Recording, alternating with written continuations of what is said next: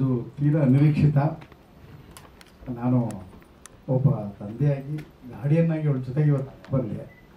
Shooting ಹೋಗೋಕ್ಕಾಗಿಲ್ಲ ಒಂದು ದಿವಸನೂ. ಇವತ್ತಿನವರೆಗೂ ಅವ್ರು ಮಾಡೋ ಪಿಕ್ಚರ್ಗಳಿಗೋ ಸೀರಿಯಲ್ಗಳಿಗೋ ಯಾವುದಕ್ಕೂ ನನ್ನ ಜೊತೆಲಿ ಹೋಗೋದು ಭಾಳ ಕಮ್ಮಿ. ನನ್ನ ಸುತ್ತಾಡ್ದಲ್ಲಿ ಇರ್ತಾ ಇದ್ದೆ, ಯಾಕೆಂದರೆ ಅವಳು ಅವ್ರ ಕೆಲಸವನ್ನು ನಿಭಾಯಿಸ್ಕೊಂಬರ್ತಾಳೆ ಅನ್ನೋ ಒಂದೇ ಒಂದು ಹಿರಿಯಿಂದ. ಇವತ್ತು ಆಕಸ್ಮಿಕವಾಗಿ ಬಂದೆ. ಹೀಗೆ ಹೃದಯ ತುಂಬಿ ಹೇಳ್ತಾ ಇದ್ದೀನಿ, ಇದು ತುಂಬ ಕಷ್ಟಪಟ್ಟು ಮಾಡಿರೋ ಪಿಕ್ಚರ್. ಅದರಿಂದ ಈ ಪಿಕ್ಚರ್ ಗೆಲ್ಲಲೇಬೇಕು ಅಂತ ಅತ್ಯಂತ ಪ್ರೀತಿಯಿಂದ ಹಾರೈಸ್ತೀನಿ ಈ ತಂಡಕ್ಕೆ. ಅವರು ಕಷ್ಟಪಟ್ಟಿದ್ದಾರೆ. ನನ್ನ ಶ್ರೀಮತಿ ಹೇಳ್ತಾ ಇಲ್ಲೋ ಕಾಡಿನ ನಡುವೆ, ಆ ದಟ್ಟವಾದ ಕಾಡಿನ ನಡುವೆ ಅದೆಲ್ಲೋ ಸಿಗಾಕೊಂಡು ಅದೇನೋ ಸೊಳ್ಳೆಗೆ ಕಚ್ಚಿಸ್ಕೊಂಡು ಜಿಗಣೆಗೆ ಕಚ್ಚಿಸ್ಕೊಂಡು ಏನೋ ಅವ್ರು ಓಡಾಡ್ತಾ ಸಿಕ್ಕಾಪಟ್ಟೆ ಕಷ್ಟಪಟ್ಟಿದ್ದಾರೆ. ಮತ್ತು ಡೇ ಒನ್ ಮೊದಲನೇ ದಿವಸದಿಂದ ಆ ಗೆಳೆಯ ಅಗ್ನೇಯ ಬಂದು ಅಲ್ಲಿ ನನಗೆ ಕತೆ ಹೇಳ್ತಾ ಅಲ್ಲಿ ಶುರು ಮಾಡಿದ್ದು ಇಲ್ಲಿ ಜರ್ನಿವರೆಗೂ ಪ್ರತಿ ಹಂತದಲ್ಲೂ 100 ಸಲ ಚೇಂಜ್ ಮಾಡಿ ಅದನ್ನು ಇಲ್ಲ ನನಗೆ ಯಾಕೋ ಈ ಕಾಡಿನ ಭಾಗ ಇನ್ನೊಂದೇನೋ ಸರಿ ಇಲ್ಲ ಅಂತ ಗ್ರಾಫಿಕ್ ಎಷ್ಟು ಕಷ್ಟಪಟ್ಟಿರೋ ಅಂದರೆ ಎಷ್ಟು ಸಲ ಚೇಂಜ್ ಮಾಡಿದ್ರು ಅವ್ರಿಗೆ ಗೊತ್ತದ, ಅಷ್ಟು ಸಲ ಚೇಂಜ್ ಮಾಡ್ಕೊಂಡಿದ್ದಾರೆ. ಕಷ್ಟ ಒಂದು ಪಿಕ್ಚರಲ್ಲಿ ತುಂಬ ತೀವ್ರ ಸಂವೇದಿಯಾದಂಥ ಅನೇಕ ಸೂಕ್ಷ್ಮ ವಿಚಾರಗಳಿದೆ. ಅದು ನನಗೆ ಭಾಳ ಸಂತೋಷ ಕೊಡುವಂಥದ್ದು. ಅಂದರೆ ಪ್ರೀತಿ ಪ್ರೇಮಕ್ಕೆ ಜೊತೆಗೇ ಸಾಹಸ ಪ್ರವೃತ್ತಿ ಮತ್ತು ಮನುಷ್ಯನ ಸ್ವಭಾವಗಳ ಅಂಚುಗೆರೆಗಳ ಮೇಲೆ ರಾವುಗನ್ನಡಿ ಹಿಡಿದಿರುವಂಥ ಪಿಕ್ಚರ್. ಅಂದರೆ ಇಲ್ಲಿ ಅನೇಕ ವಿಷಯಗಳನ್ನ ಜನಕ್ಕೆ ನಿಮ್ಮದೇ ಕಥೆ ಇದು ಬೇರೆ ಬೇರೆ ಸ್ತರದಲ್ಲಿ ಮನೋವ್ಯಾಪಾರಗಳು ಹೇಗಿರ್ತವೆ ಅಂತ ತೋರಿಸುವಂಥ ಪ್ರಯತ್ನ ಮಾಡಿದ್ದಾರೆ. ಒಂದು ಪ್ರಾಮಾಣಿಕವಾದ ಪ್ರಯತ್ನ ಅಂತ ನಾನು ಟ್ರೈಲರ್ ನೋಡಿದ ತಕ್ಷಣ ಕ್ಯಾಮ್ರಾ ಕೆಲಸ ಅಂತೂ ದೂರಿನಿಸ್ಬೇಕು. ಎಷ್ಟು ನೀವು ನೋಡ್ತೀರಿ, ಟ್ರೈಲರು ನೋಡಿರ್ಬೋದು, ನೀವು ಗೊತ್ತಾಗುತ್ತೆ ನಿಮಗೆ. ಕ್ಯಾಮ್ರಾ ಕೆಲಸ ತುಂಬ ಚೆನ್ನಾಗಿ ಮಾಡ್ಕೊಂಡಿದ್ದಾರೆ. ಕಥೆ ನಿರ್ದೇಶನ ಎಲ್ಲದರಲ್ಲೂ. ಹಾಗಾಗಿ ಮತ್ತು ಚಿತ್ರದಲ್ಲಿ ಮನೆ ಆಗಲಿ ಅಥವಾ ದೇಶ ರಂಗಭೂಮಿ ಬಂದ ಹುಡುಗಿ ಅಥವಾ ಅರಸು ಆಗಲಿ ಅಥವಾ ಹರಣಿಯವರು ನನಗೆ ಬಹಳ ಇಷ್ಟವಾದ ಕನ್ನಡದ ನಟಿಯರಲ್ಲಿ ಹರಣಿಯವರು ತುಂಬ ಅದ್ಭುತವಾದ ಕೆಲಸ ಮಾಡ್ತಾರೆ. ಪೋಷಕವಾದ ಬಾಲರಾಜು ಅವರಿಗೆ ರಂಗಭೂಮಿಯ ಒಂದು ದೊಡ್ಡ ಪ್ರತಿಭೆ. ಅನೇಕ ಜನ ತುಂಬ ಜನ ಕೆಲಸ ಗೊತ್ತಿದ್ದವ್ರು ಮಾಡಿರೋ ಕೆಲಸ, ಆದರೆ ಮೊದಲನೇ ಪ್ರಯತ್ನ ಕೆಲಸ ಗೊತ್ತಿದ್ದವರೇ ಮಾಡಿರೋದು. ಯಾರೋ ಸುಮ್ಮನೆ ಅಂದರೆ ಪ್ರತಿಯೊಂದು ನಾವು ಬ್ಯಾಕ್ ಸ್ಟೇಜ್ ಅಂತ ಏನು ಕರ್ಕೋತೀವಿ, ಹಿನ್ನೆಲೆಯಲ್ಲಿ ಕೆಲಸ ಮಾಡ್ತಾರೆಲ್ಲರೂ ಶುದ್ಧರಾಗಿ ನಿಸ್ಪೃಹರಾಗಿ ಒಂದು ಪ್ರಯತ್ನ ಮಾಡಿದ್ದಾರೆ. ಅವರ ಪ್ರಾಮಾಣಿಕ ಪ್ರಯತ್ನಕ್ಕೆ ಜಯ ಸಿಗಲೇಬೇಕು. ತುಂಬ ಸಲ ಸ್ವಲ್ಪ ತಡ ಆಗ್ಬೋದು, ಅವರ ಪ್ರಾಮಾಣಿಕ ಪ್ರಯತ್ನಗಳಿಗೆ ಗೆಲುವು ಸಿಕ್ಕಿರೋದಕ್ಕೆ ಕನ್ನಡ ಚಿತ್ರರಂಗದಲ್ಲಿ ದೊಡ್ಡ ಉದಾಹರಣೆಗಳಿದೆ. ಎಲ್ಲ ಚಿತ್ರರಂಗದ ಥರದ ಉದಾಹರಣೆ ಇದೆ. ಇವತ್ತು ಇಲ್ಲ ಆ ಥರದ ಈ ಟ್ರೈಲರ್ ಕಾರಣಕ್ಕಾಗಿ ಈ ಟ್ರೈಲರ್ನ ಬಹಳ ಪ್ರೀತಿಯಿಂದ, ನಮ್ರತೆಯಿಂದ, ಭಕ್ತಿಯಿಂದ ನಾನು ಆ ಟ್ರೈಲರ್ನ ಲಾಂಚ್ ಮಾಡ್ತಾಯಿದ್ದೀನಿ. ಅವ್ರಿಗೆ ಒಳ್ಳೆಯದಾಗಲಿ. ಇಡೀ ತಂಡಕ್ಕೆ ಅಷ್ಟೂ ಜನಕ್ಕೂ ಶ್ರದ್ಧೆಯಿಂದ ಕೆಲಸ ಮಾಡಿದ ಕಾರಣಕ್ಕಾಗಿ ಒಂದು ದೊಡ್ಡ ಯಶಸ್ಸು ಸಿಗಲಿ. ಭಾಳ ಕಡೆಯವರೆಗೂ ಅವರಿಗೆ ಈ ಚಿತ್ರ ನನ್ನ ಮೊದಲ ಚಿತ್ರದಲ್ಲಿ ನಾನು ಆರಂಭದಲ್ಲಿ ಕೆಲಸ ಮಾಡಿದಾಗ ನಂದು ಈ ಥರ ಆಗಿತ್ತು ಅಂತ ಒಂದು ಸಿಹಿ ನೆನಪು. ನನಗೆ ಜನ್ಮದ ಜೋಡಿ ಮೊದಲನೇ ಪಿಕ್ಚರ್ ನಾನು ಮಾಡಿದಾಗ ಭಾಳ ಆತಂಕದಲ್ಲಿ ನನಗೆ ಏನಪ್ಪ ಅಂತ ಇತ್ತು. ಇಷ್ಟು ವರ್ಷದ ಮೇಲೂ 30 ವರ್ಷದ ಮೇಲೂ ಜನ್ಮದ ಜೋಡಿ ಅದರ ಹಾಡುಗಳು ಕಥೆನ ಹೆಂಗೆ ನೆನಪಿಸ್ಕೋತಾರೆ. ಹಾಗೆ ಆ ಥರದ ಅನೇಕ ಜನಕ್ಕೆ ಮೊದಲನೇ ಪಿಕ್ಚರ್ ಆಗಿರೋರಿಗೆ ಎಲ್ಲರಿಗೂ ಒಂದು ಸಿಹಿಯಾದ ನೆನಪು ಇದನ್ನು ಗಟ್ಟಿಯಾಗಿ ಉಳಿಲಿ ಅಂತ ಚಿತ್ರದ ನಿರ್ದೇಶಕರು, ನಿರ್ಮಾಪಕರು, ತಂತ್ರಜ್ಞರು, ದುಡ್ಡು ಹಾಕಿರೋರು ಮತ್ತು ಅನೇಕ ಜನ ಹಿಂದೆ ಕೆಲಸ ಮಾಡೋ ಸಂಗೀತ ನಿರ್ದೇಶಕರು, ಛಾಯಾಗ್ರಾಹಕರು, PRO ಮತ್ತು ಬಂದಿರೋ ಮಾಧ್ಯಮದವರು ಎಲ್ಲರೂ ಇದು ನಮ್ಮನೇದು ಅಂದ್ಕೊಂಡು ಕೆಲಸ ಮಾಡ್ತಾರೆ. ತುಂಬ ಸರಿ ನೋಡಿ ಅನೇಕ PROಗಳಾಗಲಿ ಅನೇಕ ಜನ ಮಾಧ್ಯಮದವರಾಗಲಿ ಇದು ನಮ್ಮದು ಕೆಲಸ ಕನ್ನಡದ ಕೆಲಸ ಇದು ಅಂತ ಅವ್ರು ಯಾರು ಕೆಲಸ ಮಾಡ್ಬೇಕಾರೆಲ್ಲ ಆ ಥರದ್ದೆಲ್ಲ ಏನೋ ಒಂದು ಅಂತ ಮಾಡಿದ್ದು ನಾನು ನೋಡೇ ಇಲ್ಲ. ಹಂಗಿರೋದ್ರಿಂದನೇ ಇವತ್ತಿಗೂ ತುಂಬ ಆರೋಗ್ಯಕರವಾದ ಮನಸ್ಥಿತಿ ನಮ್ಮ ಕನ್ನಡ ಚಿತ್ರರಂಗದಲ್ಲಿ ಉಳ್ಕೊಂಡಿದೆ ಅಂತ ಭಾವಿಸ್ತೇನೆ. ಅವರೆಲ್ಲರಿಗೂ ದೊಡ್ಡ ಯಶಸ್ಸು ಸಿಗಲಿ. ಈ ಚಿತ್ರದ ಮೂಲಕ ಮತ್ತೊಂದು ಹೊಸ ಥರದ ಅಲೆ, ಯಾಕೆಂದರೆ ಚಿತ್ರರಂಗಕ್ಕೆ ಒಂದು ದೊಡ್ಡ ಆತಂಕ ಸೃಷ್ಟಿಯಾಗಿರೋ ಈ ಗಳಿಗೆಗಳಲ್ಲಿ ಈ ಚಿತ್ರರಂಗದಲ್ಲಿ ಟಾಕೀಸ್ಗಳಲ್ಲಿ ಮಾತ್ರ ಅಲ್ಲದೆ OTTಗಳಲ್ಲೂ ಮತ್ತೊಂದು ಕಡೆ ನಾವು ಹೆಚ್ಚು ಪ್ರಚಾರ ಸಿಕ್ಕಿ ಒಳ್ಳೆಯದಾಗಲಿ ಅಂತ ತುಂಬ ಪ್ರೀತಿಯಿಂದ ಹಾರೈಸ್ತೀನಿ. ಕಾರ್ಯಕ್ರಮ ಚೆನ್ನಾಗಲಿ ಮತ್ತು ನಿಮ್ಮೆಲ್ಲರಿಗೂ ಒಳ್ಳೆಯದಾಗಲಿ ಅಂತ ಮತ್ತು ನನಗೂ ಒಳ್ಳೆಯದಾಗಲಿ ಅಂತ ನಾನು ಪ್ರಾರ್ಥಿಸ್ತೀನಿ. ನಮಸ್ಕಾರ. ನಮ್ಮ ಎಂಟೈರ್ ಟೀಮ್ ಎಲ್ಲರಿಗೂ ಥ್ಯಾಂಕ್ಸ್. ಮತ್ತು ಮೀಡಿಯಾ ಪೀಪಲ್, ನೀವಿಲ್ಲದೆ ನಾವು ಜನಗಳನ್ನ ರೀಚ್ ಮಾಡೋಕ್ಕೆ ಸಾಧ್ಯ ಇಲ್ಲ. ಸೊ ನಿಮ್ಮ ಸಪೋರ್ಟ್ ನಮಗೆ ತುಂಬ ಮುಖ್ಯ. ದಯವಿಟ್ಟು ನಮ್ಮನ್ನ ಸಪೋರ್ಟ್ ಮಾಡಿ. ಮೂಡಿಗೆರೆ ಸರ್, ಮೂಡಿಗೆರೆ ಶೂಟ್ ಬಂದು 65 to 70 ಡೇಸ್ ಮಾಡಿದ್ದೀವಿ. ಮೂಡಿಗೆರೆ, ಹೊನ್ನಾವರ, ಅಲ್ಲೇ ಇಲ್ಲೆಲ್ಲ ಶೂಟ್ ಮಾಡಿ ಫಾರೆಸ್ಟ್. ಪರ್ಮಿಷನ್ಸ್ ಎಲ್ಲ ಹಾಕ್ಕೊಂಡಿದ್ದೀವಿ ಸರ್, ಮುಂಚೆನೇ ತೊಗೊಂಡು ಪರ್ಮಿಷನ್ಸ್ ಎಲ್ಲ ಇದು ಮಾಡಿದ್ದೆ. ಇದಕ್ಕೆ ಮುಂಚೆ ಮಾಡಿದ್ದೀವಿ ಸರ್, ರಿಲೀಸ್ ಆಗ್ತಾರೆ. ಇದು ನನ್ನ ಮೊದಲನೇ ಸಿನಿಮಾ ವರ್ಕ್ ಮಾಡಿದ್ದೀವಿ ಸರ್. ಎಲ್ಲ ಅನಿಮಲ್ಸ್ ಎಲ್ಲ ಗ್ರಾಫಿಕ್ಸ್ ಮಾಡಿದ್ದೀವಿ ಸರ್. ನಾವು ಬಂದು ಫ್ರೀಲಾನ್ಸರ್ ಆಗಿ ವರ್ಕ್ ಮಾಡ್ತಿದ್ವಿ ಸರ್. ಒಬ್ಬರ ಜೊತೆ ಅಂತಲೇ ಇರ್ತಿಲ್ಲ, PK ದಾಸ್ ಸರ್ ಮತ್ತು ಡೇವಿಡ್ ವಿಲಿಯಮ್ಸ್ ಜೊತೆ ಎಲ್ಲ ವರ್ಕ್ ಮಾಡ್ತಿದ್ವಿ.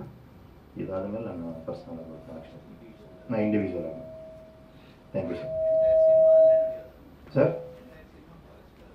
ಇಲ್ಲ ಸರ್, ಸಿಟಿಲೂ ಇರುತ್ತೆ. ಒಂದು ಟೀಮ್ ಇದು ಬಂದು ಫಾರೆಸ್ಟ್ ಹೋದಾಗ ಏನಾಗುತ್ತೆ ಅನ್ನೋದು ಅದು ನಮ್ಮ ಡೈರೆಕ್ಟ್ರು ಬಂದಾಗ ಹೇಳ್ತಾರೆ. Forest maximum. Thank you sir. ಅಂದರೆ ಹೇಳ್ಬಿಡ್ಬೇಕಲ್ಲ, ಇಲ್ಲಾಂದರೆ ಮತ್ತೆ ಕಷ್ಟ ಆಗ್ಬಿಡುತ್ತೆ, ಮಾತುಗಳಿದ್ರೆ ಹಂಗಾಗ್ಬಿಟ್ರೆ ಬೇಜಾರು ಮಾಡ್ಕೊಬಿಡಿ. ಈ ಸಿನಿಮಾ ಬಗ್ಗೆ ಹೇಳ್ಬೇಕಾದ್ರೆ, ಈ ಸಿನಿಮಾಕ್ಕೆ ಟ್ಯಾಗ್ಲೈನ್ ಹಾಕಿದ್ರೆ ಹಾರ್ಡ್ ವರ್ಕ್ ಒಂದು ಹಾಕಿದ್ರೆ ಕರೆಕ್ಟಾಗಿರುತ್ತೆ ನನ್ನ ಪ್ರಕಾರ. ಯಾಕಂದರೆ ಡೇ ನೈಟ್ ನನ್ನ ಕನ್ಸಲ್ಲಿ ಬರೋದು ಈ ಸಿನಿಮಾ ಮಾತ್ರನೇ.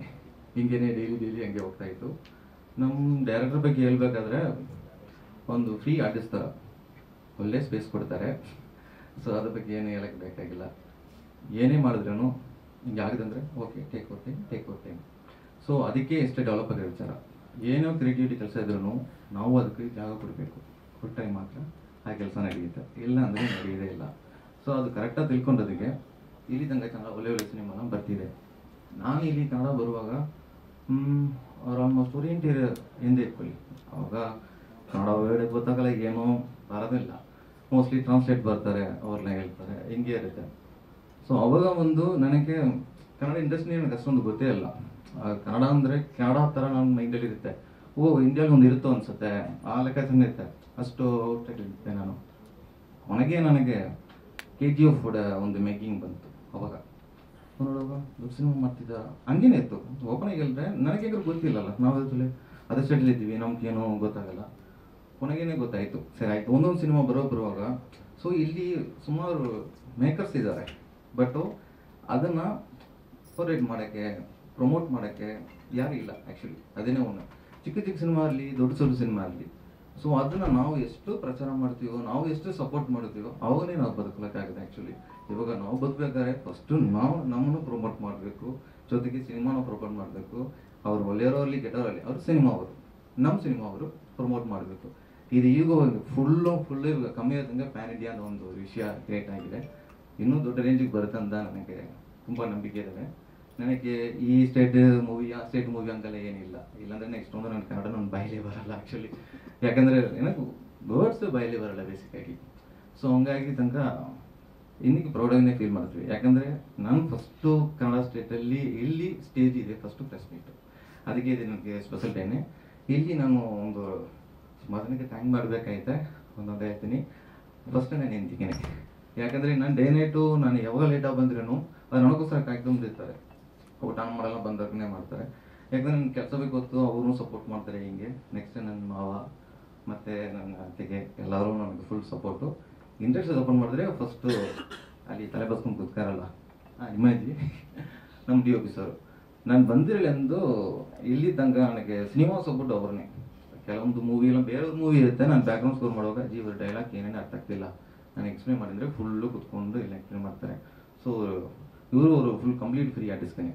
ಒಳ್ಳೆ ನಾನು ತೊಗೊಳ್ಳಿ ಹಂಗೆ ಕೊಡೋ ಥರನೇ ಅವ್ರ ಲೆಕ್ಕಾಚಾರ. ನೆಕ್ಸ್ಟ್ ನೋಡಿದೆ ನಮ್ಮದು ಡೈರೆಕ್ಟ್ ಸರು. ಅವ್ರ ಬಗ್ಗೆ ಹೇಳಿದ್ರೆ ನಾವು 1 hour ತೊಗೊಬೇಕು ಅವ್ರ ಬಗ್ಗೆ ಹೇಳಿದ್ರೆ.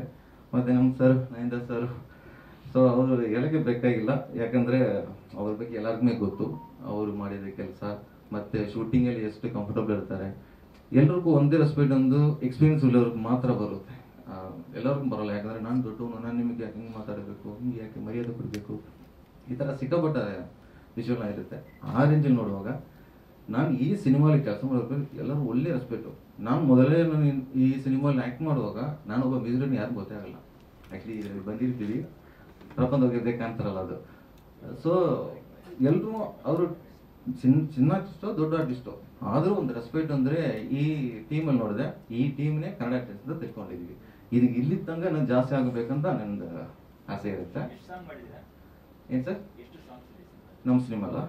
ನಮ್ಮ ಸಿನಿಮಾಲಿ ಕೇಳಿದ್ರೆ 4 ಸಾಂಗ್ ಇದೆ ಸರ್, 3 ಸಾಂಗ್ ರಿಲೀಸ್ ಆಗಿದೆ. ಸರ್ ರೀ ರೆಕಾರ್ಡಿಂಗ್ ಕರೆಕ್ಟಾಗಿ ಹೇಳಿದ್ರೆ ಉಸಿರು ಊಟಕ್ಕೆ ಒಂದು 1 hour 2 hours ಸಾಕು. ಬಟ್ ಉರ್ವ ಜೋಡ್ಸೋಕ್ಕೆ ಟೈಮ್ ಬೇಕು. ಸೊ ಆ ಉರ್ವ ಎಲ್ಲರಿಗೂ ಇಷ್ಟ ಆಗಬೇಕು. ಸೊ ಮ್ಯೂಸಿಕ್ ಅಂದರೆ ಜಸ್ಟ್ ಒಂದು ಫ್ಲೋ ಥರ ಇಟ್ಕೊಳ್ಳೋಣ, ನಾವು ಅದನ್ನ ಹೆಂಗೆ ಜೋಡಿಸೋ ಲೆಕ್ಕಾಚಾರ. ಸೊ ಫಸ್ಟ್ ಈ ಮೂವಿಗೆ ಟೋಟಲ್ ಮ್ಯೂಸಿಕ್ ಮುಗಿರೋದು 2 days sir actually. Actually main core music ಆಗಿರೋದು 2 days ಆಗಿದೆ. ನೆಕ್ಸ್ಟ್ ಅದನ್ನು ಪ್ರೋಗ್ರಾಮಿಂಗ್ ರಿಪೀಟ್ ಇಂಪ್ರೂವ್ ಲೈವ್ ಎಲ್ಲ ಬೇರೆ R&D ಈ ಥರ ಟೈಮ್ ಆಗಿದೆ. ವರ್ಷನ್ಸು ಕರಡಿ ಸೀಕ್ವೆನ್ಸ್ ಒಂದು ಇರುತ್ತೆ, 6 ವರ್ಷನ್ಸ್ ಮಾಡಿದ್ದೀವಿ.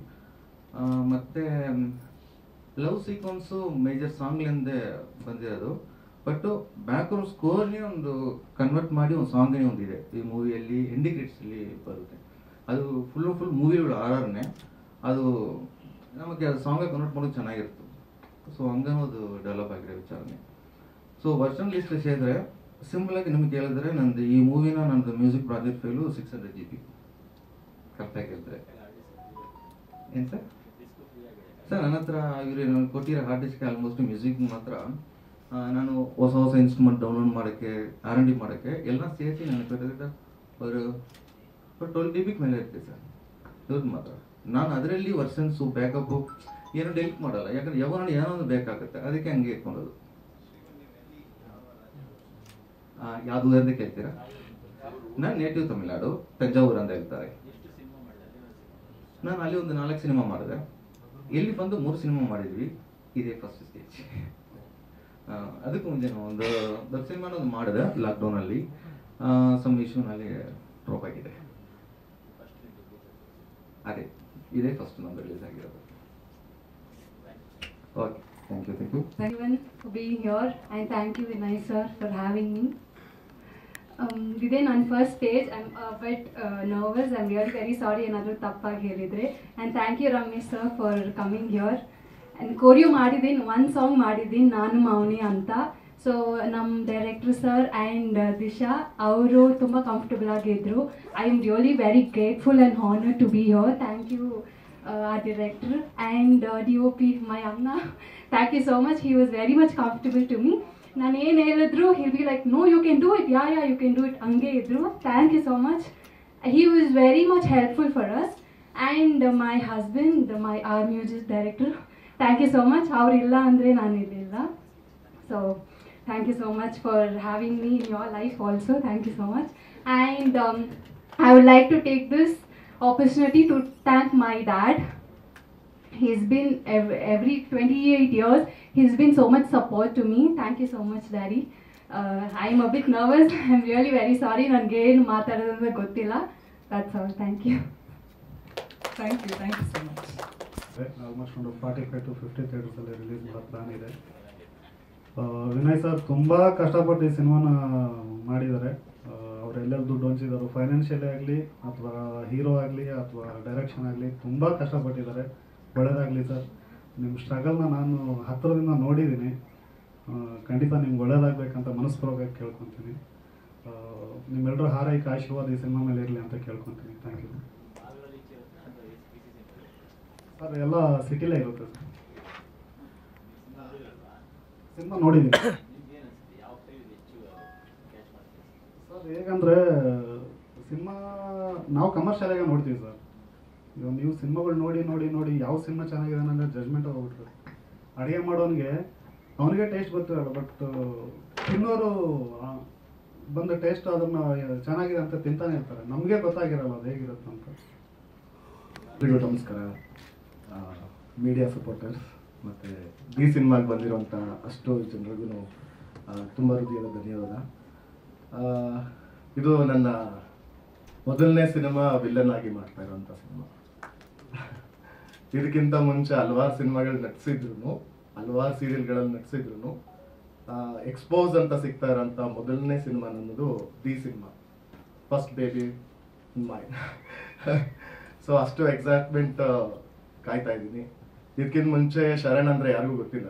ನಾನು ಮೂಲತಃ ಮಂಡ್ಯದವನಾದರೂ ರಂಗಭೂಮಿ ಕಲಾವಿದನಾದರೂ ಹಲವಾರು ಅವಕಾಶದಿಂದ ವಂಚಿತನಾಗಿರೋಂಥ ವಂಚಿತ ಕಲಾವಿದ ಅಂತ ಹೇಳ್ಕೊಬೋದು. ಕೆಲವೊಂದು ಸೀರಿಯಲ್ಗಳಾಗಿರ್ಬೋದು, ಸಿನಿಮಾಗಳಾಗಿರ್ಬೋದು, ಸಣ್ಣ ಸಣ್ಣ ಪಾತ್ರಗಳಲ್ಲಿ ಅಭಿನಯಿಸ್ತಾ ಬಂದಿರುವಂಥ ಕಲಾವಿದ. ಸೊ ಮೊದಲನೇದು ಇಷ್ಟು ದೊಡ್ಡ ವಿಲನ್ ರೋಲ್ ಕೊಟ್ಟಿರೋಂಥ ವಿನಯ್ ಸರ್ ಅವರಿಗೆ ತುಂಬ ಥ್ಯಾಂಕ್ ಯು ಸೋ ಮಚ್. ಈಗೇನು ಸೇರ್ಲಿಕ್ಕೇನೋ DOP ಬಗ್ಗೆ ಎಲ್ಲರೂ ಹೇಳ್ತಾನೆ ಇದ್ದಾರೆ, ಅಷ್ಟೇ ಫ್ರೆಂಡ್ಲಿ ಆಗಿರೋಂಥ DOP. ಬಿಕಾಸ್ ಆಫ್ ನನ್ನ ಕ್ಯಾರೆಕ್ಟರ್ ಬಂದಾಗೆಲ್ಲ ಎಕ್ಸ್ಪ್ಲೈನ್ ಮಾಡಿದ್ದು ಇಬ್ರಿಗೂ ಕನ್ವೆ ಆದರೆ ಮಾತ್ರ they are ready to take it up. ನನ್ನನ್ನು ಕನ್ವೆ ಮಾಡೋದು ಹೇಗೆ ಅಂತ ಅವ್ರಿಬ್ರಿಗೂ ತುಂಬ ಚೆನ್ನಾಗಿ ಗೊತ್ತಿತ್ತು. ನನ್ನನ್ನು ತುಂಬ ಚೆನ್ನಾಗಿ ಹ್ಯಾಂಡಲ್ ಮಾಡಿದ್ರು.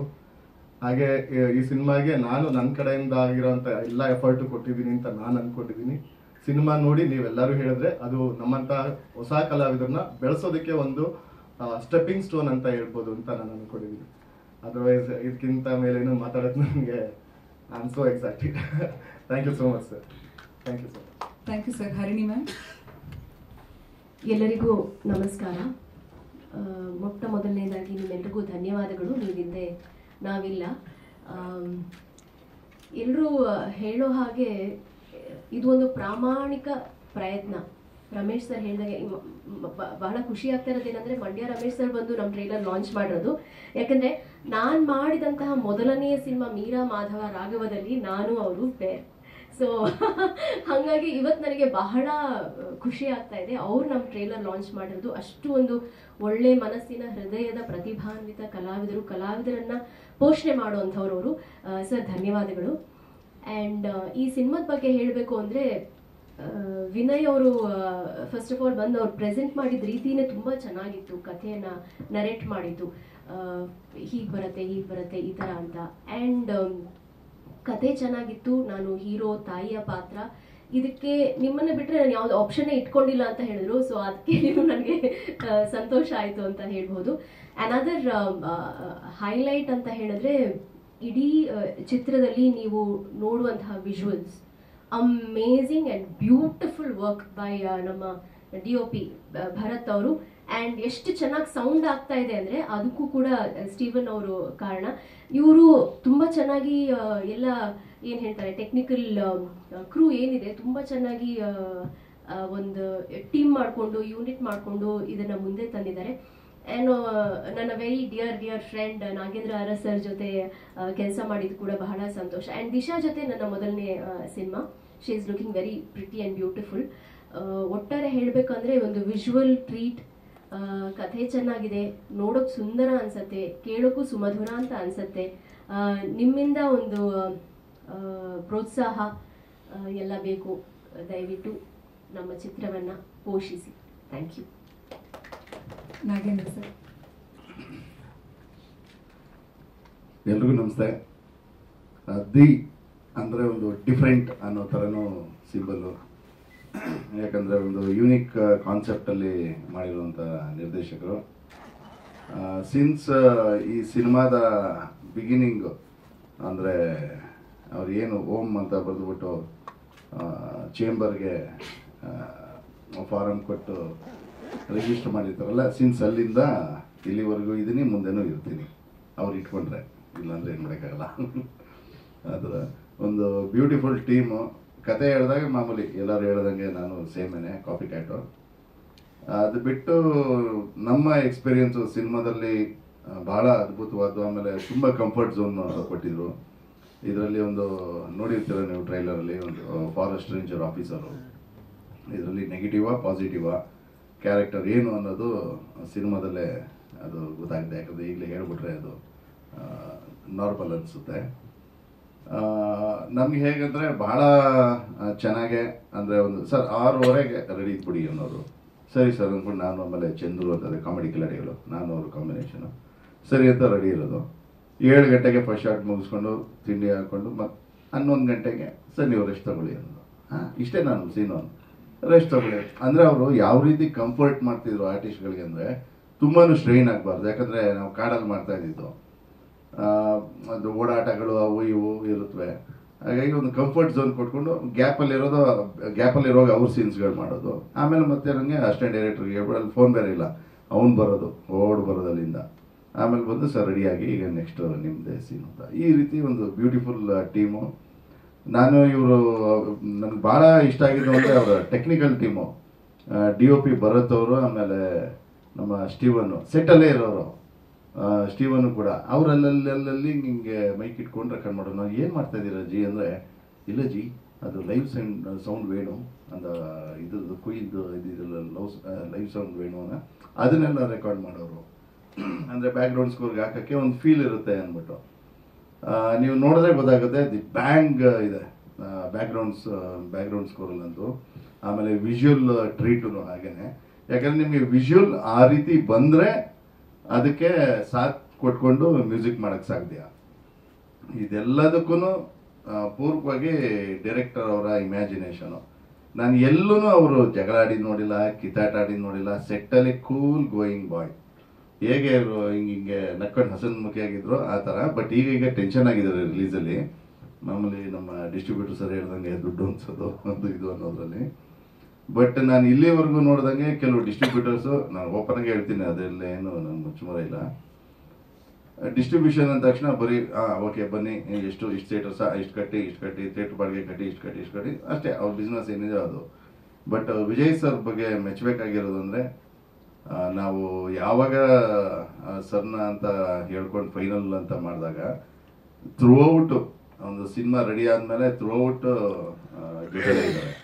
ಅಂದರೆ ಸಪೋರ್ಟಿಂಗಲ್ಲಿ ಯಾವ ರೀತಿ ಈ ರೀತಿ ಮಾಡಿ, ಆಮೇಲೆ ಪ್ರಮೋಷನ್ ಆ್ಯಕ್ಟಿವಿಟೀಸಲ್ಲಿ ಪಾಪ ಹೇಳ್ದಂಗೆ ಅದೇ ಅವ್ರದ್ದು ಫೈನಾನ್ಷಿಯಲಿ ಸಮಸ್ಯೆಯಲ್ಲಿ ಇದ್ದಾರೆ, ಗೊತ್ತು ರಿಲೀಸ್ ಟೈಮಲ್ಲೇ ಯಾವ ರೀತಿ ಅಂತ.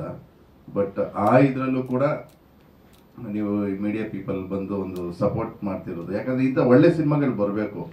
ಸಮಸ್ಯೆ ಏನಂದ್ರೆ ಕೆಲವರು ದುಡ್ಡು ಇರುತ್ತೆ, ಎಲ್ಲ ಇರುತ್ತೆ, ಪ್ರಾಡಕ್ಟ್ ಅಷ್ಟು ಮಜಾ ಇರಲ್ಲ. ಸುಮ್ಮನೆ ಅದಕ್ಕೆ ಸುರಿದು ವೇಸ್ಟು. ಬಟ್ ಇವರಲ್ಲಿ ಪ್ರಾಡಕ್ಟ್ ಇದೆ, ಬಟ್ ರೀಚ್ ಮಾಡೋದಕ್ಕೆ ಸ್ವಲ್ಪ ಕಷ್ಟ ಆಗ್ತಿದೆ. ಹಾಗಾಗಿ ಒಂದು ಕೇಳ್ಕೊಳ್ಳೋದಷ್ಟೇ, ಮೀಡಿಯಾ ಪೀಪಲ್ಸಿಂದ ಎಲ್ಲರೂ ನಮ್ಮ ಸ್ನೇಹಿತರೆ ಭಾಳ ವರ್ಷಗಳಿಂದ ನಾವು ಜರ್ನಿ ಮಾಡಿದ್ವಿ ನಿಮ್ಮ ಜೊತೆ. ಈ ಒಂದು ಚಿತ್ರಕ್ಕೆ ನಿಮ್ಮೆಲ್ಲರ ಸಪೋರ್ಟ್ ಇರಲಿ ಅಂತ ನಾನು ಕೇಳ್ಕೊತೀನಿ ಸರ್. ಅವರೇ ಕರೆದು ನೀವು ಬರ್ತಿದ್ರಿ ಸರ್, ನಾವು ಅರಿಯಲ್ಲ ಸರ್. ಅವರೇ ಕರೆದು ಒಂದು ಸಣ್ಣ ಪಾತ್ರ ಇದೆ ಬಂದ್ ಮಾಡಿ ಅಂತೇಳಿ ಕೊಟ್ಟರು. ಈ ಚಿತ್ರದಲ್ಲಿ ಕಾಡಿನಲ್ಲಿ ವಾಸಿಸುವ ಜನರ ಮಾರಜ್ಜ ಅನ್ನೋ ಪಾತ್ರ ಒಂದು. ಸರ್ ಹೇಳ್ದಂಗೆ ತುಂಬ ಕಂಫರ್ಟ್ ಆಗಿತ್ತು ನಮಗೆ. ನಾವು ಅಲ್ಲಿ ಶೂಟಿಂಗ್ ಹೋಗಿದ್ದೀವಿ ಅನಿಸ್ತಾನೆ ಇರಲಿಲ್ಲ. ಪಕ್ಕದಲ್ಲೇ ರೆಸಾರ್ಟು. ಅವ್ರು ಹೇಳಿದಾಗೆ ಬೆಳಿಗ್ಗೆ 6:30 8 ಗಂಟೆಗೆಲ್ಲ ಶೂಟಿಂಗು, 9 ಗಂಟೆಗೆ ಟಿಫನ್ ಆಯ್ತು ನಿಮಗೆ ಸರ್, ನೀವು ರೆಸ್ಟ್ ತೊಗೊಳ್ಳಿ. ನಮ್ಗೆ ಒಳ್ಳೆ ಏನೋ ಪಿಕ್ನಿಕ್ ಹೋದಂಗೆ ಸುತ್ಕೊಂಡು ಜೊತೆಗೆ ನಮ್ಮ ಸ್ಟೀಫನ್ ಸರ್, ಭರತ್ ಸರ್ ಎಲ್ಲ ಸಪೋರ್ಟ್ ಮಾಡಿ ತುಂಬ ಸಪೋರ್ಟ್ ಆಗಿತ್ತು ನಮ್ಗೆ. ಯಾವತ್ತು ಒಂದಿನ ನಮಗೆ ಇಲ್ಲಿ ನಾವು ಶೂಟಿಂಗಲ್ಲಿ ಇದ್ದೀವಿ ಅನಿಸ್ಲೇ ಇಲ್ಲ. ಏನೋ ಪಿಕ್ನಿಕ್ ಹೋಗಿದ್ದೀವಿ, ಅವರೇನೋ ರೀಲ್ಸ್ ಏನೋ ಮಾಡ್ತಾರೆ, ನಾವು ಸ್ವಲ್ಪ ರೆಸ್ಟ್ ತೊಗೊಳ್ಳೋಣ ತುಂಬ ಮಾಡಿದ್ರು. ತುಂಬ ಎಕ್ಸ್ಪೀರಿಯನ್ಸ್. ಇನ್ನೊಂದು ಮರೀಲಾದ ಎಕ್ಸ್ಪೀರಿಯನ್ಸ್ ಅಂದರೆ ಕಾಡಿನ ಮಧ್ಯದಲ್ಲಿ ಮಾಡಿದ್ದು ಲೀಚ್ ಜಿಗಣೆಗಳು. ಎಷ್ಟೊಂದು ಜಿಗಣೆ ಬಂದಿತ್ತು ಅಂದರೆ ಸುಮಾರು 5 ಲೀಟರ್ದು 2 ಕ್ಯಾನು ಸೀಮೆಣ್ಣೆ ಎಲ್ಲ ನಾವು ತಂದಿದ್ದೆ, ಡೀಸೆಲ್ಲು ಅದೆಲ್ಲ ತಂದು ಕಾಲಿಗೆಲ್ಲ ನಾವು ಬ್ರಷ್ ಮಾಡಿಕೊಂಡು ಮಾಡಿ. ಕೊನೆಗೆ ಇನ್ನೊಂದು ಮರೀದೇ ಘಟನೆ ಏನಂದರೆ, ನಮ್ಮ ಹೀರೋ ಸಾರು ಅವ್ರ ಕಾಲಲ್ಲಿ ಬಿಚ್ಚಿದಾಗ ಕಮ್ಮಿ ಅಂದ್ರೂ 50 ರಿಂದ 60 ಜಿಗಣೆಗಳು ಅವ್ರ ಕಾಲಲ್ಲಿ ಇತ್ತು. ಅದನ್ನ ತೆಗೆದ ಕೂತ್ಕೊಂಡ್ರೆ ಟೈಮ್ ಆಗುತ್ತೆ ಅಂತೇಳಿ ಪಾಪ ಶೂ ಬಿಚ್ಚಿದೆ, ಇರ್ಲಿ ಬಡಿ ಶೂಟಿಂಗ್ ಮುಗಿಲ್ಲ ಆಮೇಲೆ ತೆಗೊಳ್ಳ ಅಂತ ರಾತ್ರಿ ಎಲ್ಲ ಬಿಚ್ಚಿ ಫುಲ್ ಕಾಲೆಲ್ಲ ಅಷ್ಟು ದಪ್ಪ ಹೊತ್ತು ಮಾಡಿತ್ತು. ಅಷ್ಟೊಂದು ಕಷ್ಟಪಟ್ಟು ಮಾಡೋ ಸಿನಿಮಾ ಇದು. ದಯವಿಟ್ಟು ಮಾಧ್ಯಮ ಮಿತ್ರರು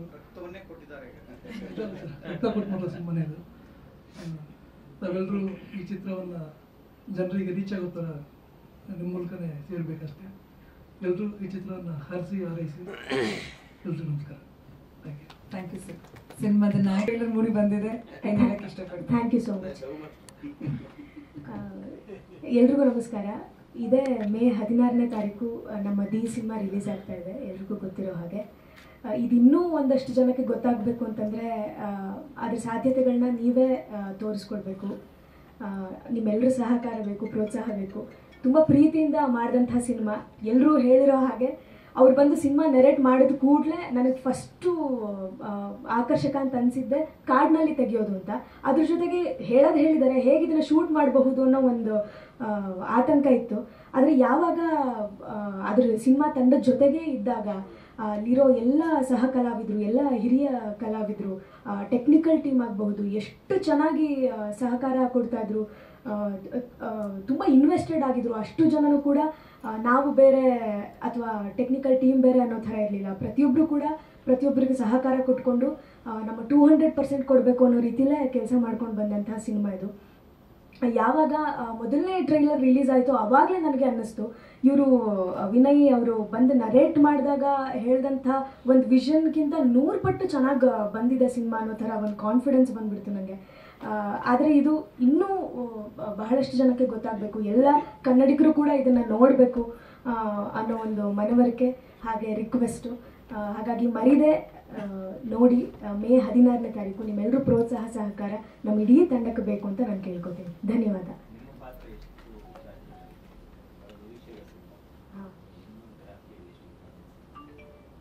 ನನಗೆ ಏನಂತ ಹೇಳಿದ್ರೆ ಇಡೀ ಸಿನಿಮಾ ಆ್ಯಕ್ಚುಲಿ ಒಂದು ಚೇಂಜ್ ಓವರ್ ಪಡ್ಕೊಳ್ಳೋದೆ ನನ್ನ ಒಂದು ಪಾತ್ರದಿಂದ ಅಂತ, ನನ್ನ ಹಾಗೆ ಅವರ ಪಾತ್ರದಿಂದ ಅಂತ ಏನೋ ಒಂದು ಸಣ್ಣ ಅವಘಡ ಆಗುತ್ತೆ ಇಡೀ ಕಾಡಿನಲ್ಲಿ.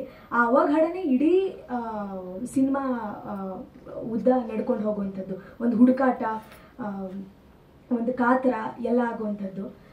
ಪ್ರೀತಿ ಅಂತೇನಿದೆ ಅವಳು ಬೇಸಿಕಲಿ ಒಂದು ಅಪ್ಪ ಅಮ್ಮ ಇಲ್ಲದೆ ಇರೋ ಹುಡುಗಿ ಆಗಿದ್ದಿರ್ತಾಳೆ. ಹಾಗಾಗಿ ಅವಳಿಗೆ ಪ್ರೀತಿ ಏನಂತಿದೆ ಸಿಗೋ ಹುಡುಗನಿಂದಲೇ ಸಿಗಬೇಕು ಅನ್ನೋ ಒಂದು ಆಸೆ ಇದ್ದಿರುತ್ತೆ.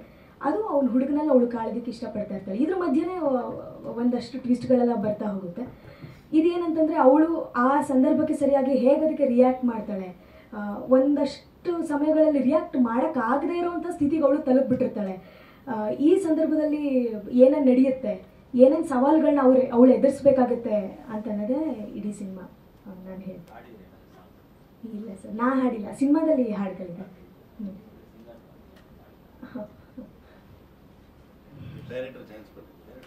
ಇಲ್ಲ, ಅವರು ಒಂದ್ಸತಿ ಹೇಳಿದ್ರು, ಬಟ್ ಅದು ವಿಷಯ ಮುಂದಕ್ಕೆ ಹೋಗ್ಲಿಲ್ಲ ಅಷ್ಟೇ. ಅದು ನಾನೇ ಕಾರಣ ಇರ್ಬೋದು ಪಾಪ, ಅವ್ರನ್ನ ನಾನೇನು ಬ್ಲೇಮ್ ಮಾಡಲ್ಲ.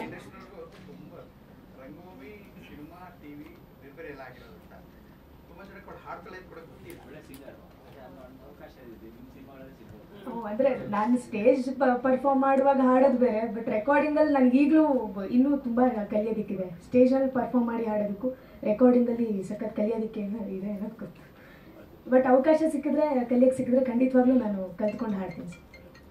ಸಿನಿಮಾದ ಯಾವುದಾದ್ರೂ ಒಂದು ಹಾಡು 2 ಲೈನ್ ಹಾಡಬಹುದಾ, if you don't mind? Lyrics ಗೊತ್ತಿಲ್ಲ, ಬಟ್ ಹಂಗೆ ಬೇಕಾದ್ರೆ ರಾಗದಲ್ಲಿ. ನಾನು ಮೌನಿ ನೀನು ಮೌನಿ ನನ ನನ ನನ ನನ ನನ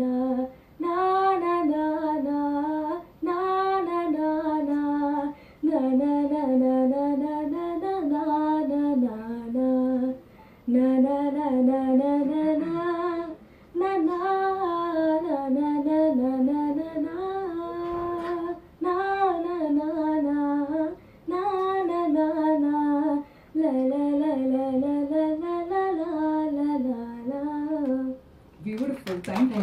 ಒಂದೇ ಒಂದು ಲಾಸ್ಟ್ ಥಿಂಗ್, ಅಪ್ಪ ಬಂದಿದ್ದಾರೆ, ಏನು ಹೇಳ್ತೀರಾ ಅಪ್ಪನಿಗೆ? ಅದೇ ಅವರೇ ಹೇಳೋ ಹಾಗೆ ಪಾಪ ಅವರು ಏನು ಪ್ಲಾನ್ ಇರಲಿಲ್ಲ ಅವ್ರಿಗೆ. ಇವತ್ತು ಶೂಟಿಂಗ್ ಇದ್ದಿದ್ರೆ ಬರೋದಕ್ಕೆ ಪಾಪ ಆಗ್ತಿದ್ದಿಲ್ಲ, ಆದರೆ ತುಂಬ ಅವರು ಜೊತೆಗಿರಬೇಕು, ಬರ್ತೀನಿ ಟೀಮ್ ಜೊತೆ ಇರಬೇಕು ಅಂತ ಬಂದರು. ಅವ್ರಿಗೆ ಯಾವಾಗಲೂ ಥ್ಯಾಂಕ್ಫುಲ್ ಆಗಿರಲೇಬೇಕು. ಅದು ಎಷ್ಟು ಸತಿ ಹೇಳೋದಂತ ಹೇಳಿಲ್ಲ ಅಷ್ಟೇ. ಶೂಟಿಂಗ್ ಹೋಗೋದು ತುಂಬ ಖುಷಿ. ನನ್ನದಲ್ದೇನೋ ಬೇರೆ ಶೂಟಿಂಗ್ ಅಂತ ಅಂದರೆ ಗೊತ್ತಿಲ್ಲದವರ ಶೂಟಿಂಗ್ ಹೋಗಿ ಸ್ವಲ್ಪ ಮುಜುಗರ. ಈಗ ನನ್ನ ಪಾತ್ರ ಇದ್ದಾಗ ಹೋಗಿ ಕೂತ್ಕೊಳ್ಳೋದು ಎಲ್ಲ ಇದೊಂದು ಅವಕಾಶ ನನಗೆ. ಯಾವ್ದು ನಾನು ರವಿಚಂದ್ರನ್ ಪಿಕ್ಚರ್ ಮಾಡ್ತಿದ್ದಾಗ ಕೂಡ ಸುಧಾ ಪಕ್ಕದಲ್ಲಿ ಶಿವರಾಜ್ ಕುಮಾರ್ ಪಿಕ್ಚರ್ ನಡೀತಾ ಇತ್ತು ಅಂದರೆ ನನಗೆ ಶಿವರಾಜ್ ಕುಮಾರ್ ಅವರು ತುಂಬ ಅಷ್ಟು ಅಪ್ಪಟ ಗೆಳೆಯರಾದ್ರೂ ಅವ್ರ ಜೊತೆ ಇಡೀ ವಜ್ರೇಶ್ವರಿ ಕೆಲಸ ಮಾಡಿದಾಗಲೂ ಹತ್ತಿರ ಹೋಗಿ ಇವಾಗ ನಂದಲ್ಲ ಶೂಟಿಂಗು, ಅವ್ರ ಸೆಟ್ಗೆ ಹೇಗೆ ಹೋಗೋದು ಅಂತ ಅವರೆಲ್ಲ ಭಾಳ ಪ್ರೀತಿಯಿಂದ ಮಾತಾಡ್ತಾರೆ. ಕೂತ್ಕೋತಾರೆ, ತಿಂಡಿ ತಿಂಡಿ ತೊಗೊಂಡು ಬನ್ನಿ ಸಾಮಾನ್ಯ ಆ ಥರದ ಹೊಂದಾಣಿಕೆ ತುಂಬ ಚೆನ್ನಾಗಿದೆ. ಒಬ್ಬರು ಸೆಟ್ಗೆ ಇನ್ನೊಬ್ಬರೆಲ್ಲ ಹೋಗೋದು, ನನಗೆ ಬೇರೆಯವ್ರ ಸೆಟ್ಗೆ ಹೋಗೋದೇ ಒಂದು ಮುಜುಗರ. ಆದರೂ ಈ ಸೆಟ್ಗೆ ಹೋಗಬೇಕು ಅಂತ ತುಂಬ, ಯಾಕೆಂದ್ರೆ ಬಂದ ಪ್ರತಿ ಸರಣವೇ ಕಾಡು ಹಂಗಿತ್ತು, ಕಾಡು ಇಷ್ಟ. ಯಾವನೇ ಶುದ್ಧ ಕಲಾವಿದನಾದ್ರೂ ಅವ್ನಿಗೆ ಕಾಡು ಇಷ್ಟ ಆಗುತ್ತೆ, ಮರ ಇಷ್ಟ ಆಗುತ್ತೆ. ಅವ್ರು ಹೇಳ್ತಾ ಇದ್ದಾರೆ ರಿಸಾರ್ಟ್ ಜಾಗ ಹೊರಗಡೆದೆಲ್ಲ ವಿಡಿಯೋ ಶೂಟ್ ಮಾಡ್ಬಿಟ್ಟು ಅಲ್ಲಿ ಕಳಿಸೋಳು, ನನಗೆ ಹೆಂಗಿದೆ ಅಪ್ಪ ಜಾಗ, ಎಷ್ಟು ಚೆನ್ನಾಗಿದೆ ನೋಡು, ತುಂಬ ಪ್ರಕೃತಿ ನಡುವೆ ನಡೀತಾ ಇರೋವಂಥ ಅವಕಾಶ. ಅಯ್ಯೋ ಎಷ್ಟು ಅದ್ಭುತವಾದ ಪಾತ್ರ. ಯಾಕೆ ಈ ಕಳ್ಳರ ಮಕ್ಕಳು ಒಳ್ಳೆ ಪಾತ್ರಕ್ಕೆ ನಾನು ಯಾರು ಕರೆಯಲ್ವಲ್ಲ, ಇಡೀ ಇಂಡಸ್ಟ್ರಿನೇ ಬಡ್ಡಿ ಮಗಕ್ಕೆ ನನಗೆ ಹೆಂಗೆ ಅವಜ್ಞಾಗಿ ನೋಡ್ಬಿಡ್ತಲ್ಲ ಎಲ್ಲವುದು. ನನಗೆ ಏನಕ್ಕೆ ನನ್ನ ಒಳ್ಳೆ ಪಾತ್ರಗಳಿಗೆ ಕರೆಯಲ್ಲ, ಒಳ್ಳೆ ದುಡ್ಡಿರೋ ಪಿಕ್ಚರ್ಗಳಿಗೆ ಕರೆಯಲ್ಲ, ಸಣ್ಣ ಪಿಕ್ಚರ್ಗಳಿಗೆ ಕರೆಯೋದು. ಆಮೇಲೆ ಹಂಗೆ ಹಣೆ ಬರುವೆ ಚೆನ್ನಾಗಿಲ್ವೇನೆ ಬಡ್ಡಿ ಮಗಂದು ಅಂದ್ಕೊಳ್ಳುವೆ. ಆಮೇಲೆ ಬೇಜಾರಿಲ್ಲ ನನಗೆ. ಅದಕ್ಕೆ ಪರ್ಯಾಯವಾಗಿ ನಾನೇ ಒಂದು ಬದುಕನ್ನು ರೂಪಿಸ್ಕೊಂಡಿದ್ದರಿಂದ ನಾನು ಸಂತೋಷವಾಗಿದ್ದೀನಿ. ಹಾಂ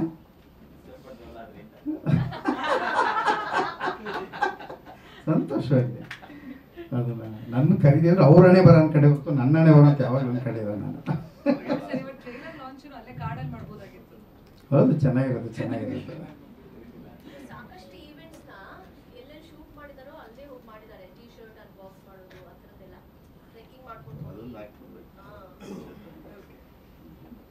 ಇಲ್ಲ ಪಿಕ್ಚರ್ ಚೆನ್ನಾಗಿ ಆಗ್ತಿದ್ದಂಗೆ ಅದು ಮೇಕಿಂಗ್ ಎಲ್ಲ ಈಚೆ ಬರೋಕ್ಕೆ ಶುರು ಆಗುತ್ತವ.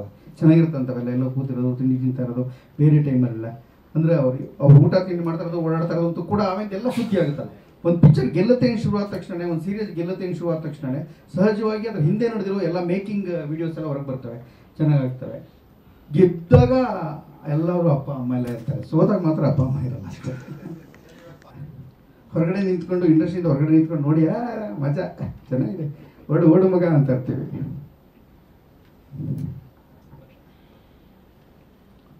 Thank you sir, thank you. ಇಷ್ಟು ಜನ ಕಲಾವಿದರನ್ನ ಪ್ರೊಡ್ಯೂಸರ್ನ all rounder, one of the producers. Okay, ಪಾಲುದಾರರು. ಎಲ್ರಿಗೂ ನಮಸ್ಕಾರ. ಬಂದಿರೋ ಎಲ್ಲ ಮಾಧ್ಯಮ ಮಿತ್ರರಿಗೆ ನಮಸ್ಕಾರ. ದಿ ಅಂತ ನನ್ನ ಸಿನಿಮಾ ಟೈಟ್ಲ್ ಇಟ್ಟಾಗ ಒಂದಷ್ಟು ಜನ ಕೇಳಿದ್ರು, ಕನ್ನಡ ಲೆಟ್ರಾ ಇಂಗ್ಲೀಷಾ? ಕನ್ನಡ ದಿ ಅಂತಾನೆ ಏನಕ್ಕೆ ಇಟ್ಟಿದ್ದು ಅಂತ ಇವತ್ತು ಕಾರಣ ಹೇಳ್ತೀನಿ. ಇದಕ್ಕೆ ಮುಂಚೆ ನನ್ನ ಟೀಮಲ್ಲಿ ಒಂದು 3 ಜನಕ್ಕೆ ಹೇಳಿದ್ದೆ. ದಿ ಅಂತಾನೆ ಪರ್ಟಿಕ್ಯುಲರ್ ಗಿಡಕ್ಕೆ 3 ಜನ ಕಾರಣ. ಇಬ್ರು ನನ್ನ ಗುರುಗಳು, ಇನ್ನೊಂದು ಸುದೀಪ್ ಸರ್ ಏನಕ್ಕೆ ಅಂದ್ರೆ ನನಗೆ ತುಂಬಾ ಇಷ್ಟ. ಆಟೋಮೆಟಿಕ್ ದಿ ಅನ್ನೋದು ತುಂಬಾ ಬಂದ್ಬಿಡುತ್ತೆ ನನಗೆ, ಅದು ಹೇಳ್ತೀನಿ. ಇಬ್ರು ವ್ಯಕ್ತಿಗಳಂದ್ರೆ ಇಬ್ರು ಗುರುಗಳು. ಒಬ್ರು ದಿಲ್ವಾರ್ ರಾಮದುರ್ಗ ಅಂತ ಅಂದ್ಬಿಟ್ಟು ಸುಧಾ ಮ್ಯಾಗ್ಝಿನ್ ಅಲ್ಲಿ ಕೆಲಸ ಮಾಡ್ತಿದ್ರು. ಇನ್ನೊಬ್ರು ನಾಗ್ತಿಹಳ್ಳಿ ಚಂದ್ರಶೇಖರ್ ಅವ್ರ ಅಳಿಯ ರಾಮ್ದೀಪ್ ಅಂತ. ಈ ಇಬ್ರು ಹೆಸರಿಂದಾನು ದಿ ಅನ್ನೋ ಅಕ್ಷರ ಎತ್ಕೊಂಡೆ. ಸೊ ನನಗೆ ಸುದೀಪ್ ಸರ್ ತುಂಬಾ ಇಷ್ಟ. ಸೊ ಅದಕ್ಕೋಸ್ಕರ 3 ವ್ಯಕ್ತಿಗಳು ಅದ್ರಲ್ಲಿ ಬರಬೇಕು ಅಂತ ಹೇಳ್ಬಿಟ್ಟು ದಿ ಅಂತ ಟೈಟ್ಲ್ ಇಟ್ಟೆ. ಆ ದಿ ಅನ್ನೋ ಅಕ್ಷರ ನನ್ಗೆ ಎಷ್ಟು ಚೆನ್ನಾಗಿ ಆಗ್ಬಂತು ಅಂದ್ರೆ, ಸಿನಿಮಾ ನಾಯಕ ನಟಿ ಹೆಸರು ದಿಶಾ ರಮೇಶ್ ದಿ, ನಾವು ಶೂಟಿಂಗ್ ಮಾಡಿದ ಜಾಗ ದೇವರಾಯನ ದುರ್ಗ, ನಾವು ರೆಸಾರ್ಟ್ ಉಳ್ಕೊಂಡಿದ್ದ ಹೆಸರು ದೋಣಿ ಮೂಲೆ, ಆಲ್ಮೋಸ್ಟ್ ಎಲ್ಲಾನು ದಿ ಅಂತಾನೆ ಬಂತು. ಅಂಡ್ ದೇವ್ರ ಮನೆ ಪ್ರತಿಯೊಂದು ಕಡೆ ಶೂಟ್ ಮಾಡಿದಾಗ ಸೊ ಅಕ್ಷರ ಹಾಗಾಗಿ ದಿ ಅಂತಾನೆ ಟೈಟ್ಲ್ ಇಟ್ಟಿದ್ದು. ಇನ್ನು ಸಿನಿಮಾ ಬಗ್ಗೆ ಹೇಳ್ಬೇಕಂದ್ರೆ ಕಂಪ್ಲೀಟ್ ಆಗಿ ಒಂದು 80% ಕಾಡಲ್ಲಿ ನಡೆಯುವಂಥ ಕತೆ. ಕಾಡಲ್ಲಿ ಏನು ನಡೆಯೋ ಕತೆ ಅಂತ ಅಂದರೆ, ಈಗಿನ ಜನ್ರೇಷನ್ ಮ್ಯಾಕ್ಸಿಮಮ್ ಏನಂದರೆ ಒಂದು ಟ್ರಕ್ಕಿಂಗ್ ಹೋಗ್ಬೇಕು ಅಂದರೆ ಹೊರಗೆ ಹೋಗ್ತಾರೆ. ಮೋಸ್ಟ್ ಆಫ್ ಆಲ್ ಕಾಡಿಗೆ ಹೋಗ್ಬೇಕು ಅಂತ ಹೋಗ್ತಾರೆ. ಅಂಥ ಕಾಡಿಗೆ ಹೋದಾಗ ಆ ಇಬ್ಬರು ಪ್ರೇಮಿಗಳ ಮಧ್ಯೆ ಏನೆಲ್ಲ ಆಗುತ್ತೆ ಅನ್ನೋದು ಚಿತ್ರದ ಕತೆ.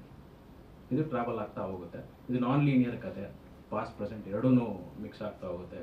ಗೊತ್ತಿಲ್ಲದೆ ಇರೋರ ಪಾತ್ರಗಳು ಒಳಗೆ ಎಂಟ್ರಿ ಆಗುತ್ತೆ. ಕೊನೆಗೆ ಏನಾಗುತ್ತೆ, ಆ ದಿ ಅಂದ್ರೆ ಏನು, ಅದೆಲ್ಲ ಸಿನಿಮಾದಲ್ಲೇ ನೋಡಬೇಕು. ಸರ್, ಇದು 2ನೇ ಸಿನಿಮಾ.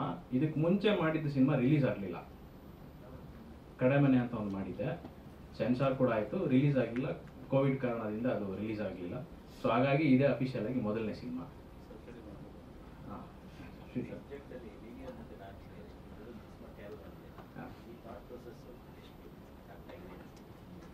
ನನಗೆ ಈ ಥರ ಅಂದರೆ ಸರಳವಾಗಿ ಕತೆಗಳನ್ನ ಹೇಳ್ಕೊಂಡು ಹೋಗೋದಕ್ಕಿಂತ ನಾನ್ ಲೀನಿಯರ್ ಕತೆ ಹೇಳಿದ್ರೆ ಅವ್ರ ತಲೆಗೆ ಸ್ವಲ್ಪ ಒಳ ಬಿಟ್ಟಂಗಾಗುತ್ತೆ.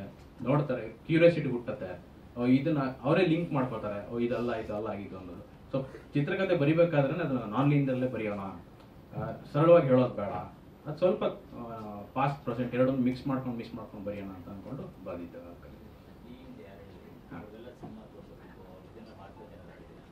ಸರ್, ಖಂಡಿತ ಇಲ್ಲ, ಸಿಕ್ಕಿಲ್ಲ. ಸುಮಾರು ಒಂದು ನನ್ನ ಲಿಮಿಟೇಷನ್ ಅಲ್ಲಿ ಏನು ಸಾಧ್ಯ ಆಗುತ್ತೆ ದೀಪು ಸರ್ನ ಮೀಟ್ ಮಾಡಲಿಕ್ಕೆ ಪ್ರಯತ್ನ ಪಟ್ಟೆ.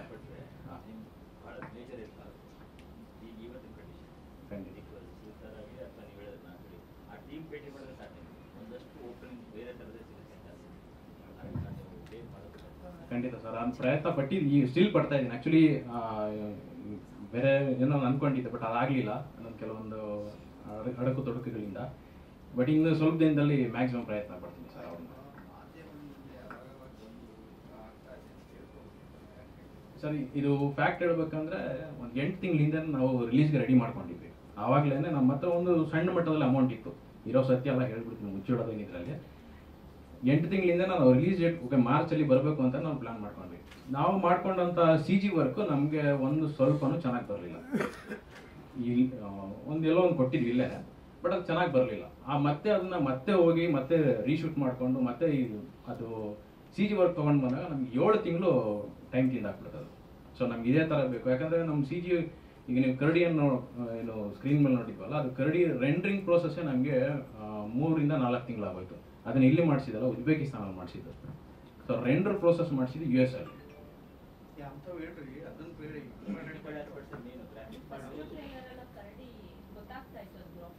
ಹಾಂ ಹೌದು, ಬಟ್ ಅದು ಫಸ್ಟ್ ಟ್ರೈಲಲ್ಲಿ ಬಂದಿದ್ದು ಅಷ್ಟು, ಅದೊಂದು 8 ರಿಂದ 10 ಸೆಕೆಂಡ್ ಮಾತ್ರ ನಮಗೆ ಚೆನ್ನಾಗಿ ಬಂತು. ಒಟ್ಟು ಸಿನಿಮಾ ನಾಯಕ ನಟನ ಜೊತೆ ಒಂದು ಕರಡಿ 5 ನಿಮಿಷದ ಒಂದು ಫೈಟ್ ಬರುತ್ತೆ. ಬಟ್ ಅದು ಕಂಪ್ಲೀಟ್ ಫೈಟ್ ನೋಡಿದಾಗ ನಮಗೆ ಫನ್ನಿ ಅಂತ ಅನಿಸ್ಬಿಡುತ್ತೆ, ಅಷ್ಟು ಚೆನ್ನಾಗಿ ಬರಲಿಲ್ಲ. ಸೊ ನಮಗೆ ಮೇಜರ್ ಪಾಯಿಂಟ್ ಅದಿರೋದ್ರಿಂದ ನಾವು ಆ ಪೋರ್ಷನ್ನ ಮತ್ತೆ ಇನ್ನೊಂದ್ಸಲ VFX ಆರ್ಟಿಸ್ಟ್ನ ಮೀಟ್ ಮಾಡಿ ಟೆಕ್ನಿಷಿಯನ್ ಎಲ್ಲಿ ಮಾಡಿಸಿದ್ರೆ ಹೆಂಗೆ ನಮ್ಮ ಬಜೆಟ್ಗೆ ಸಿಗುತ್ತೆ ಅಂತ ಅಂದ್ಬಿಟ್ಟು, ಸೊ ಒಂದು 8 ರಿಂದ 10 ತಿಂಗಳು ನಮ್ಗೆ ಅಲ್ಲೇ ಹೋಯ್ತು. ಅವ್ರು ಪ್ರತಿಯೊಂದು ಫೈಲ್ಸ್ನ ಮಾಡಿ ನಮ್ಗೆ ಕಳಿಸ್ಬೇಕು, ನಾವಿಲ್ಲಿ ಡೌನ್ಲೋಡ್ ಪ್ರೋಸೆಸ್ ಮಾಡ್ಕೋಬೇಕು, ಮತ್ತು ಅದು ನಮ್ಮ ಸೀಕ್ವೆನ್ಸಿಗೆ ತಕ್ಕನ ಕೂರಿಸ್ಕೊಂಡು ಕರೆಕ್ಟಾಗಿ ಇದೆಯಾ ಅಂತ ನೋಡಿಕೊಂಡು, ಸೊ ಆ ಒಂದು ಪ್ರೋಸೆಸ್ಸಲ್ಲಿ 8 ತಿಂಗಳಾಗಿದ್ದರಿಂದ ತಡ ಆಯಿತು ಸಿನಿಮಾ. CG ಪೋರ್ಷನ್ ಟೋಟಲ್ ಒಂದು 12 ನಿಮಿಷ ಬರ್ಬೋದು. ಅಂದರೆ ಕರಡಿ, ಆನೆ, ಅವು ಯಾವುದು ಸಿನಿಮಾದಲ್ಲಿ ಬಳಸಿರುವಂಥ ಎಲ್ಲ ಪ್ರಾಣಿಗಳು CGನೇ ಮಾಡಿಸಿರೋದು. ಸೊ ಅದಕ್ಕೂ ಹಾಗಾಗಿನೇ ತುಂಬ ಸಮಯ ತಿಂದಾಕ್ಬಿಡೋದು, ಅದಕ್ಕೆ ಪರ್ಫೆಕ್ಟಾಗಿ ಬರಬೇಕು ಅನ್ನೋ ಕಾರಣಕ್ಕೆ ಲೇಟ್ ಆಯಿತು ಸ್ವಲ್ಪ.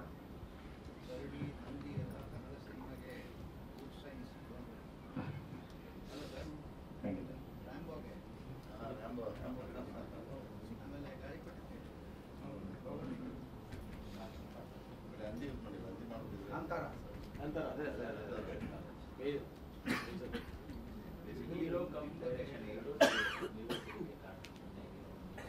ಸರ್, ಕತೆ ಬರೆದಾಗ ನಾನು ಕತೆ ಬರಿಬೇಕಾದ್ರೆ ನನ್ನನ್ನು ನಾನು ಹಾಕೊಂಡು ಬರೆದ್ಬಿಟ್ಟಿರ್ತೀನಿ. ಓಕೆ, ಈ ಸಂದರ್ಭದಲ್ಲಿ ಹೆಂಗೆ ರಿಯಾಕ್ಟ್ ಮಾಡ್ತಾನೆ ಅಂತ ಬರ್ದಿರ್ತೀನಿ.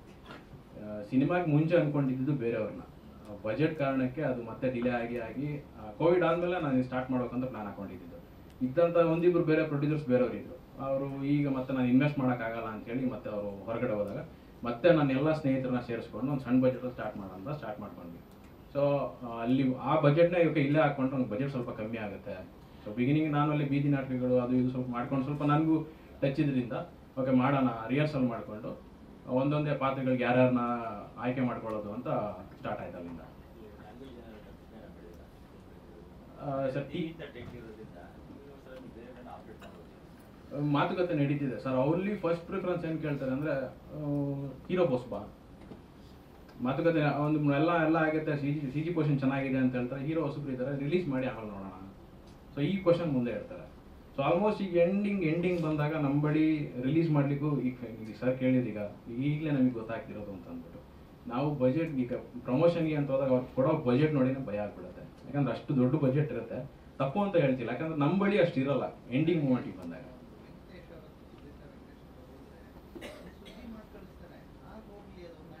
ಸರಿ,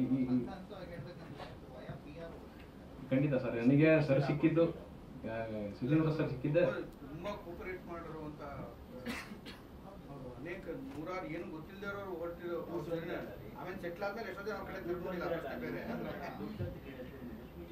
ಮಾಡೋದು ನಿಜ, ಸಹಾಯ ಮಾಡೋದು ನಿಜ ಸರ್. ಖಂಡಿತ ಸರ್ ಬಗ್ಗೆ ಹೇಳ್ಬೇಕಂದ್ರೆ ನನಗೆ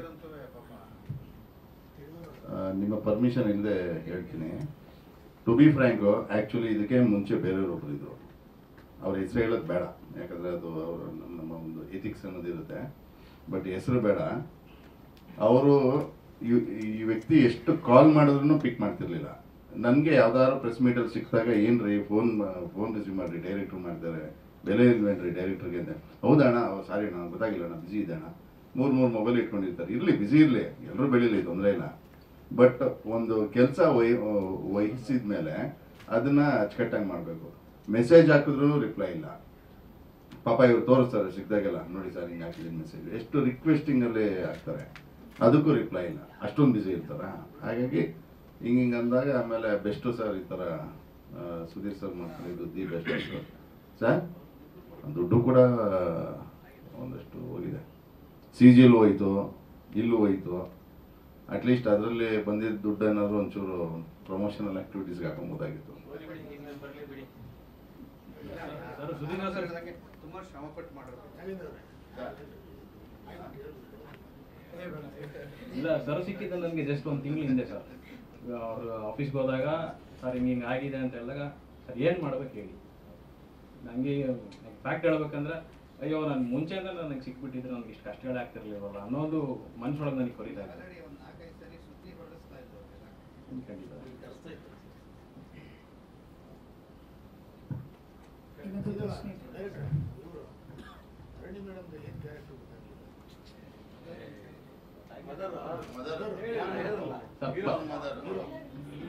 ಪದ್ಮ ಅಣ್ಣ ಇದರಲ್ಲಿ ಕ್ಲಿನಿಕಲ್ ಸೈಕಾಲಜಿಸ್ಟ್ ಪಾತ್ರವನ್ನು ಮಾಡಿದ್ದಾರೆ. ನಾನು ಇದರಲ್ಲಿ ಅನಿಮಲ್ ಸೈಕಾಲಜಿಸ್ಟ್, ಅವರದಲ್ಲಿ ಕ್ಲಿನಿಕಲ್ ಸೈಕಾಲಜಿಸ್ಟ್ ಪಾತ್ರ.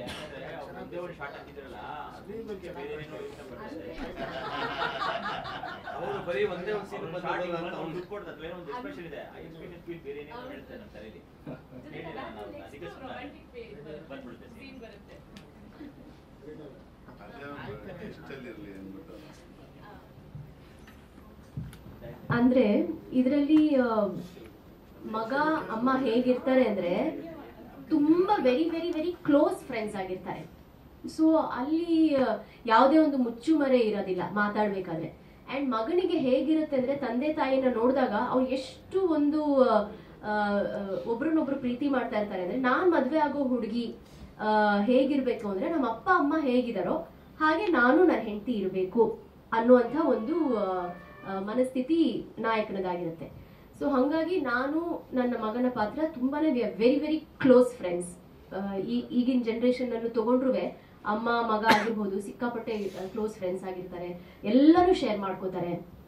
ಸೊ ಹೇಳೋದೇನು ಅಂದ್ರೆ, ಸರಿ ಮಾಡು ತಪ್ಪು ಮಾಡು, ಬೇರೆಯವ್ರು ಬಂದು ನನಗೆ ಹೇಳೋಕ್ಕಿಂತ ಮುಂಚೆ ನೀನೇ ಬಂದು ನನಗೆ ಹೇಳು. ಅದು ದಟ್ ಇಸ್ ದ